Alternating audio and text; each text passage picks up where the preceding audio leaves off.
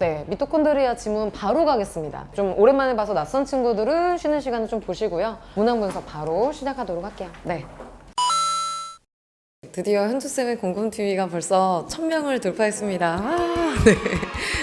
와, 네. 너무 감사드리고요. 네, 앞으로도 더 열심히 콘텐츠들 많이 만들도록 하겠습니다. 그래서 이제 1000명을 돌파했기 때문에 선생님이 2020학년도 6월 모의평가 국어 주요 문항 해설을 준비를 했습니다. 사실 많이 어려우셨죠. 그래서 앞에 있었던 거미손 영상을 바탕으로 해서 적용을 해보시면 훨씬 더 효율적으로, 효과적으로 내용들 가져가실 수 있으실 거고요. 수능을 준비하는 데 있어서 아주 중요한 콘텐츠가 될 거라고 생각을 합니다.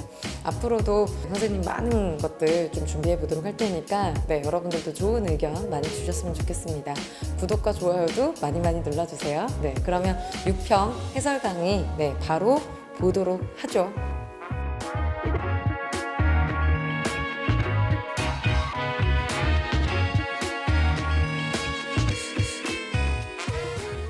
일단 37번에서 42번 이 문제 보도록 할 거고요. 그 다음에 지금 거미손 프린트 한번 봐주시면 지문 구조 분석해 놓은 거는 뭐 프린트도 지금 컬러로 해서 좀 드렸지만 이렇게 해가지고 내용들 지문에 바로 표시하는 거 그 기준들은 보여드렸고요. 뒤에 미시 분석이라고 해가지고 쭉 들어가 있어요. 그래서 이게 미토콘드리아 지문만 한 몇 페이지니? 거의 9페이지 정도로 해서 선생님이 지금 수업에서 강조하는 부분들 문단별로 그 문단에서 잡아갔어야 되는 거 이런 것들을 내용을 좀 정리를 하고 그 다음에 행동 영역이랑 같이 뒀어요. 그리고 복습 시트는 뭐냐면 여기 해가지고 이게 한참 들어가 있는데 이걸로 수업을 했잖아요. 그죠? 그래서 그거를 다 받아 적어서 멘트를 써놨습니다. 그래서 한 지문에 지금 이렇게 길게 내용들이 나왔는데 수업을 웬만하면 들으시고요. 뭐 필기나 이런 것들이 다 돼 있어요 지금. 그죠? 그러니까 뭘 말하고자 하는지 선생님 도대체 그지? 어떤 것들 분석해야 되는지 그 부분들을 주목해서 보시면 될 것 같아요. 알겠죠? 그리고 요거 관련해서도 이제 지금 교재 또 만들고 있는데 유사기출이나 이런 것들 확실히 이제 좀 엮어주는 걸 많이 좋아하더라고요 요즘에는. 그래서 그것도 다 컬러로 해가지고 만들어 드릴 테니까 끝나고서 연락을 하세요. 알겠죠? 선생님한테. 그러니까 정규 수업 들어온 친구들은 당연히 드릴 거고 그 다음에 이제 못 오시는 친구들은 연락하시면 보내드리도록 하겠습니다. 알겠죠? 자, 그래서 37번에서 42번인데요. 이번에 오답률 1위가 됐었던 이유가 여기 있습니다. 뭐냐면 행동 영역과 사고 영역을 조금 따로 적어봤어요. 요거는 안 적어놨으니까 이건 적어도 상관없는데 이 부분을 수업에서 지금 다 할 거예요. 미시독해 하면서도 다 하고 설명도 다 할 거예요. 근데 그래도 정리를 해달래.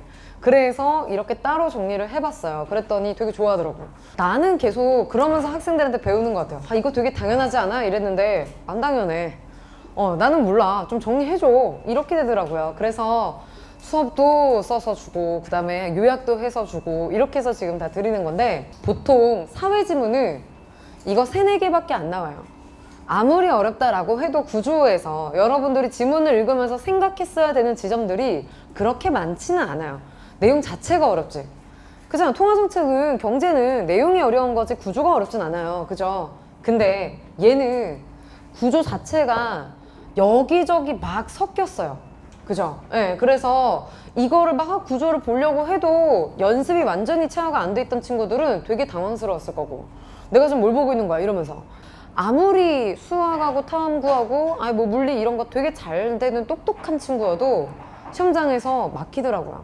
그 부분만 뚫으면 돼요. 그래서 보면 알지만 이거는 써놨잖아 선문단에 생물학에서도 라고 해서 알려줬잖아요. 그죠? 그러니까 이게 전형적인 융합지문이었는데 융합지문이었을 때 융합이다가 중요한 게 아니라 그래서 대응해 나가는 거. 그치? 부분이 모여서 하나의 개체가 된다 라고 했을 때 그죠? 세포가 모여서 생물체가 된다 라는 걸 일단 매칭부터 시작을 해야 관계부터 꼬이지 않죠. 그래서 그 부분들을 염두에 두면서 보셔야 되고 조건문 맨 처음 엄청 많아요. 그래서 조건문을 읽으면서 체크하는 겁니다. 그리고 이해하고 넘어가시면 되고 Q&A 구조가 나왔죠 입문에서. 그치? 맨 처음에 Q&A로 시작을 하는데 여기까지 어렵지 않았어. 근데 변형이었거든. Q&A가 아니고 Q&AA였어요. 그죠?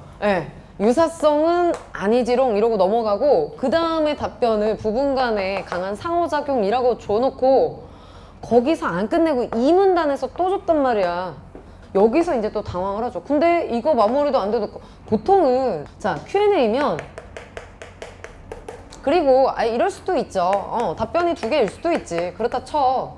근데 그렇다 하더라도 그렇게 해서 융합을 했으면 예, 이 얘기에서 받아서 심화로 가는 게 예, 1 뭐 대응하고 그지? 네, 심화로 가는 게 그게 일반적이고 쉬운 패턴이에요. 그죠? 근데 얘는 지금 어떻게 했습니까? 그러면서 아니 그리고 순서대로도 안 했어. 인과성을 먼저 봤고요.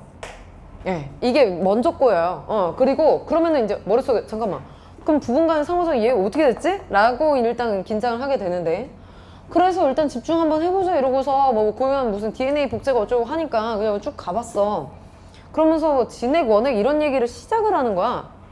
그랬더니 이걸 가지고 이제 선생님 베이스 구조라는 말을 하는데요. 네. 15 개정교육과정의 초점이 뭐냐면 상호 텍스트성이에요. 지문을 융합하고 근데 주제 통합적으로 가르치는 거. 개정교육과정이 발표가 난 다음부터는 계속해서 지금 사실 은연중에 지문들을 많이 그렇게 쓰고 있어요. 그래서 14년도 이후부터는 융합 지문도 많이 쓰고 있고. 네, 그러니까 그리고 그냥 한 제재인데도 그 지문 안에서도 사회 지문이고 과학 지문이어도 그 안에 내용들을 삽입을 해요. 다른 애들을. 근데 뭐라고 하냐면 선생님이 왜 이걸 베이스라고 했냐면 끝나는 지점에서 이러이런 것들을 바탕으로 이래요. 얘네들을 바탕으로 해서 좀 독해 좀 해봐 라고 나오는 거야. 그 말은 뭡니까? 지금 너는 앞에 1문단만 가지고 뒤에 어떻게 나오지 이것만 계속 생각을 했을 텐데 뒤에서 지금 얘기했었던 여기서 막 용어 설정이 새로 시작이 되잖아요. 그러면 여기가 정의가 더 많이 나와요. 체크하다 보면 네모 계속 이러고 있어. 꺽쇠 이러면서 그럼 뭐야 이게 이러고 있는데 이 부분이 앞에 정보들과 연결이 돼서 이 연결된 포인트는 맨 마지막에 나오거든. 얘네들을 바탕으로 해서 라고 정리하면서 그러다 보니까 학생들이 구조가 얘가 좀 달라졌다라는 걸 인지를 못하고 보면 길을 잃는 거예요. 내가 지금 뭘 읽고 있나.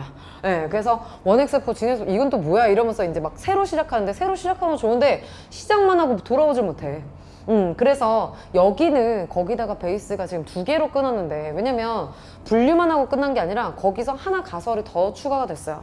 공생발생설이라는 것으로 더 들어갔어요. 그리고 걔를 4문단, 5문단에서 2문단이나 할애를 해서 더 들어갔단 말이야. 그러니까 여기에서 갑자기 6문단으로 돌아왔을 때 이 얘기, 미토콘드리아는 여전히 고유한 DNA를 가진 채 복제와 증식이 이루어지는데도 공생관계를 보지 않는 이유는 무엇일까? 이러면 여기서 학생들이 그러니까 지금까지 공생발생설도 쭉 얘기를 했었고 그 다음에 6문단의 문장을 읽으세요. 이게 내용이 이해가 안 되면 뭐라고 했어? 뭐뭐함에도 불구하고 라고 했어요. 그치? 이러함에도 불구하고 그 다음 뒷문장이 얘네들을 공생관계로 보지 않는 이유는 무엇일까? 이랬잖아. 그러면 얘는 공생이라는 거야? 아니라는 거야? 맞다는 거죠. 그치?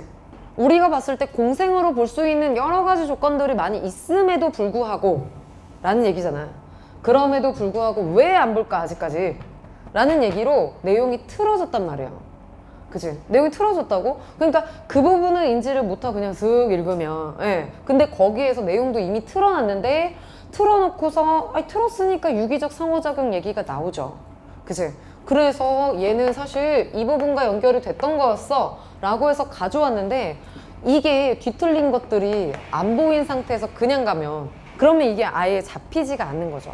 그래서 도대체 읽고 나서 도대체 얘는 뭐야? 이런 친구들이 되게 많았을 것 같은데 그리고 시험장에서 이걸 이렇게 구조를 보는 게 가능해? 가능해요. 미시독해 하면서 잡아가면 돼요. 한 번에 이렇게 못하죠. 내가 그래서 선생님이 항상 정리해서 드릴 때도 이걸 같이 드리죠. 그죠? 거시독해도 같이 해서 보여드리는데 왜냐면 정리할 땐 필요해요. 정리할 때는 구조도가 필요해요. 지문 다 읽고 나니까 이런 얘기였구나 라는 게 정리는 필요한데 왜냐면 똑같은 구조들이 많이 반복이 돼. 반복은 돼요. 여러분들이 몇 년도 몇 월 문제 막 엮어가지고 보는 게 도움은 돼요. 그렇구나 라고 본인이 학습할 수 있으니까. 그치? 근데 그렇다고 하더라도 현장에선 이거 못하고 있다고. 현장에서 이 정도 그리면 나이스한 거야. 그치? 예. 아니 이거는 절대 못 그려요. 이거 어떻게 이걸 다 그리고 있어? 예, 이거 못해요. 그치? 예. 근데 그것까지 요구하는 게 아니라고 여러분들한테. 예, 그래서 요 정도라도 잡으실 수 있으면 좋고 기본적으로는 미시도케만이라도 해서 찾아갈 지점이라도 찾아보는 거를 나는 추천하는 거예요. 어쨌건 우리가 시험장에서 문제 풀어야 되니까. 그리고 1등 나와야 되잖아. 그치? 거기서 눅눅고 있을 순 없잖아요. 그죠? 근데 복습하시고 독해력 높일 때는 같이 하셔야 돼요. 알겠어? 네, 그 얘기입니다. 이거 뭐 나머지 것들도 얘기하려면 한가득이어서 어차피 지문 설명하면서 보이는 내용이거든요. 그거 같이 잡아가도록 하겠습니다. 1문단 바로 볼게요. 네, 1문단 보시면